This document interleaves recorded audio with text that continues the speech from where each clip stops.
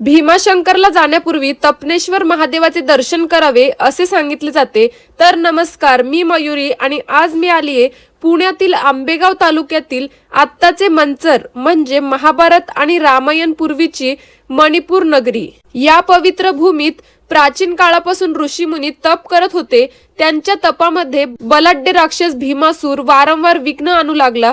भीमासुराच्या अत्याचाराला कंटाळून ऋषीमुनी भगवान शंकरांना शरण गेले। भगवान शंकर ऋषीमुनींच्या मदतीला धावून आलेले ही बातमी भीमासुराला कळली आणि त्याने आपल्या सामर्थ्याने भगवान शंकरांना तेथेच रोखून धरले। त्यावेळी 1.5 कोस अंतरावर म्हणजे आत्ताचे वडगाव काशिंबे येथे श्री गणपतीचे वास्तव्य होते।